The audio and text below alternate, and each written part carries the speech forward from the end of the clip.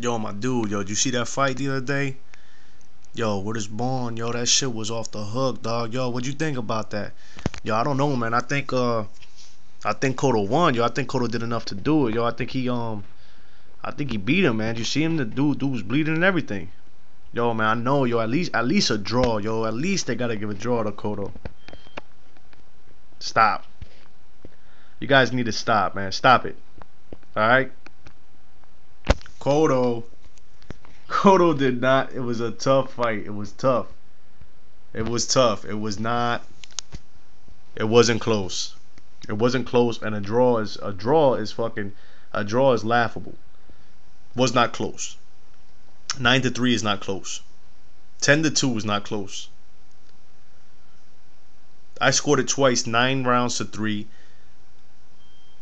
I could live with 10-2. You know what I'm saying? I could be I'm comfortable. I'm a lot more comfortable with 10-2 than 8-4. And 8-4 is, you gotta kind of stretch your imagination for that. Close fight. I'm sorry, tough fight, not a close fight. We're not taking anything away from Miguel Cotto. He did his thing. Miguel Cotto did his thing.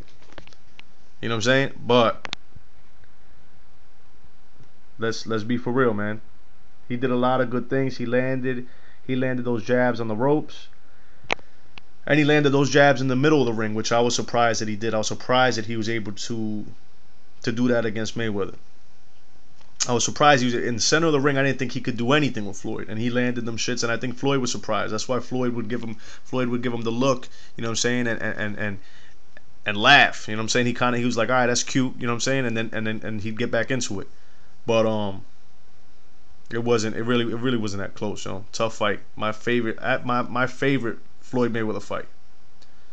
Um, and that's my favorite Floyd Mayweather fight. That's it, yo. Before it was the Gotti and Corrales, but that was really Mayweather just beating the shit out of two dudes. You know what I'm saying? This is my favorite Mayweather fight. And Cotto was a big part of that. Cotto was a big part of what makes it my favorite Mayweather fight. But Mayweather was a bigger part of why it's my favorite Mayweather fight. You know what I'm saying? Cotto didn't bring Mayweather to the ring, to the ropes. Cotto didn't cut the ring off and use the jab and bring him over to the ropes. Mayweather literally, I mean, this is and I don't want to hear that Mayweather got gas.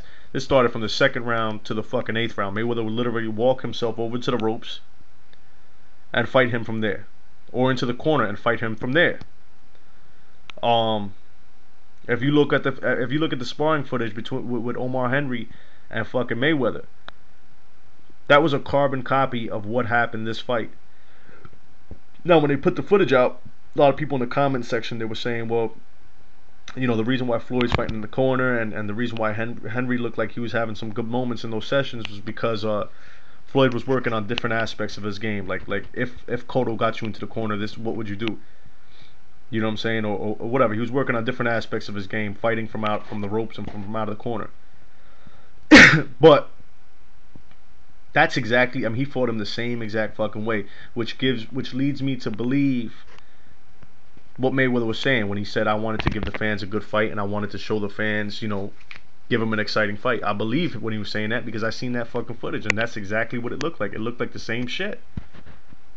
So I think that this was his plan the whole time. What I don't think that Mayweather expected was, I don't think that Mayweather expected for Cotto to make it to the 12th round. I think Mayweather thought that he would stop him. I thought that when he landed somewhere in the third round or something, the fourth round, Mayweather landed that fucking lead right on Cotto. You know what I'm saying? Cotto was they were in the corner, and Mayweather landed that lead right hand on Cotto, and Cotto took it well. I don't think that Mayweather was expecting for him to be able to take them counter so well, because like I said in the video before, he usually gets hurt with shots like that. You know what I'm saying? Like the shot that hurt him in the 12th round. He gets hurt with them shits that he don't see them real quick, fast. Them shots like that, he gets hurt with that. And the one he caught him in the 12th round with, oddly enough, was the uppercut, the same uppercut that Judo caught him with, that really had him buzzed. But I love this fucking fight. I love this fight. If this is Floyd getting old, and this is Floyd past his prime, fuck it. I could live with that. I could live with this version of Floyd. 9 rounds to 3, 10-2, fuck it. Trading, you know what I'm saying? Trading with big punches and shit like that, that's cool, man. Look, you know what I'm saying? Like, look, man, the dude's not invincible. He's not invincible by any stretch of the imagination. But for the people that are trying to say, for anybody that's trying to say that that based off of this fight that he needs to retire, or based off of this fucking fight that Pacquiao would destroy him or annihilate him, that goes to show you the kind of regards that you hold Mayweather in. That if you see a trickle of blood, this man's a boxer. If you see a trickle of blood coming out of his fucking nose, you're ready to say he should retire. He's past his prime. Why is that? Because the dude don't fucking bleed. Why is that? Because the dude don't get hit. The dude don't get hit. You know what I'm saying? So that's why you feel like, if he bleeds, it's like what the fuck. If he loses a couple rounds, if he fights a tough fight, to you he's to a lot of people he's past his fucking prime. That's how good Floyd is. That's how good this dude is. I just think about what the fuck you're saying. And if you really want to use a fight as a barometer to gauge what's gonna happen, let's use the Marquez and Pacquiao fight. Because if you don't think that Floyd could do the same exact shit that Marquez did while he was fighting Pacquiao, you in some you need to I don't even know what the fuck you need to do. If you don't think that he can do exactly that times 5, then you're crazy. I'll tell you one thing: if Floyd ends up on the ropes against Pacquiao, if he ends up in a corner against Pacquiao, he's not inviting him there. He's not gonna fucking just He literally walked up to the ropes, stood there. He did everything but told him, like, come here with his gloves.